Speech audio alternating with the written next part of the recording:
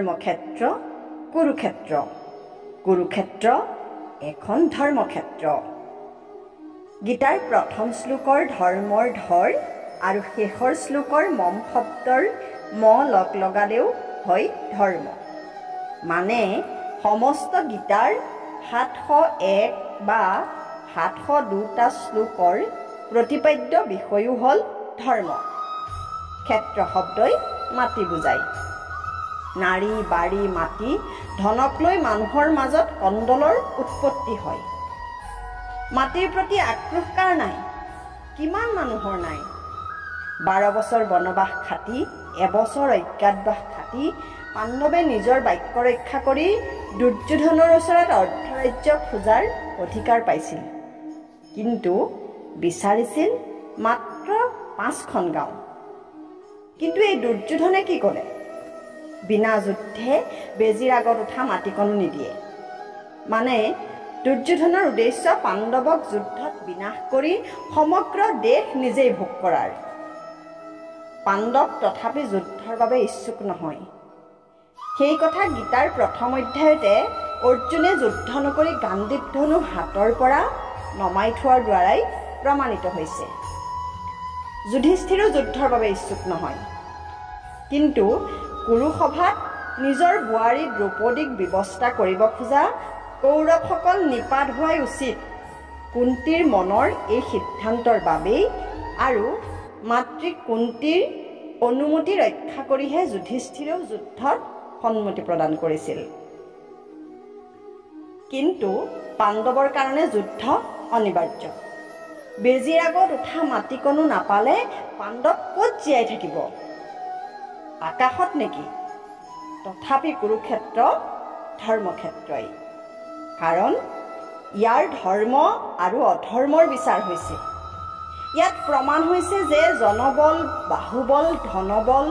Bhumibol এইবোৰ বলত বলিয়ান হৈ অন্যায় অধৰ্ম অনীতিত মানুহ বলিয়া হৈ লাভ নাই যিজন ধৰ্মত থাকিব ভগৱান তেওঁৰ সহায় হ'ব আৰু সৰ্বশেষত জীৱন যুদ্ধৰ অন্তিম পৰ্বত তেওঁহে বিজয়ৰ হাঁহি মাৰিব সেয়ে কুৰুক্ষেত্ৰক ধৰ্মক্ষেত্ৰ বোলা হৈছে আমাৰ বাস্তৱ সাংসাৰিক জীৱনত কুৰুক্ষেত্ৰ ধৰ্মক্ষেত্ৰ এই শব্দ দুটিৰ গুৰুত্ব অপৰিসীম আমাৰ সংসাৰখনেইতো এখন কুৰুক্ষেত্ৰ এই সংসাৰত জীয়াই থাকিবলৈ হ'লে আমি সংগ্ৰাম কৰিবই লাগিব এই যুদ্ধবোৰ ধৰ্মৰ অৱলম্বনত কৰাটোৱেই গীতাৰ আদৰ্শ সমগ্ৰ গীতাখন অধ্যয়ন কৰিলে আপুনি দেখা পাব গীতাখন এনে এখন পুথি যি আপোনাক জন্মৰ পৰা মৃত্যুলৈকে একান্ত ব্যক্তিগত মানসিক সমস্যাবোৰৰ পৰা ধৰি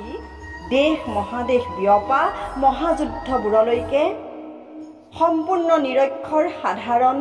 সহায় এজনৰ পৰা ধৰি বিশ্বৰ উচ্চতম স্তৰৰ বিষয়াজনলৈকে উচ্চতম ডিগ্ৰীধাৰী শিক্ষিতজনলৈকে সাধাৰণ সৰু সুৰা মতানৈক্যৰ পৰা ধৰি গুৰুতৰ হত্যাকাণ্ডলৈকে সমগ্ৰ মানৱ সমাজখনৰ সকলো কালৰ যিবোৰ সমস্যা অৰ্থাৎ সংগ্ৰাম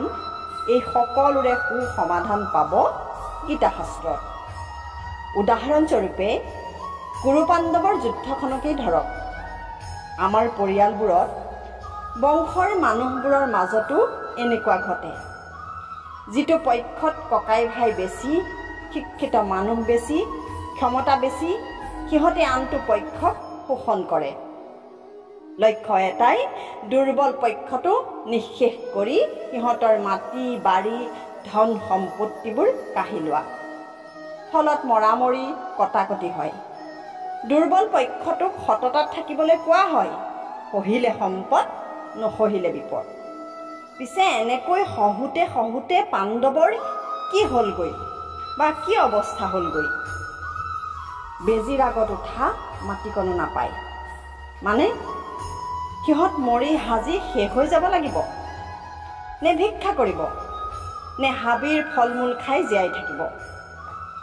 আপোনাৰ জীৱনত এনে ঘটিলে আপুনি কি কৰিব ভয় নকৰিব আস্তিক হওক, ভগৱানত বিশ্বাস ৰাখক। পাণ্ডৱক ভগৱানে যেনেকৈ ৰক্ষা কৰিলে, দ্ৰৌপদীক যেনেকৈ ৰক্ষা কৰিলে, প্ৰহ্লাদক যেনেকৈ ৰক্ষা কৰিলে, শেষ পৰ্যায়ত আপোনাকো ভগৱানে ৰক্ষা কৰিব। ৰক্ষা নকৰিব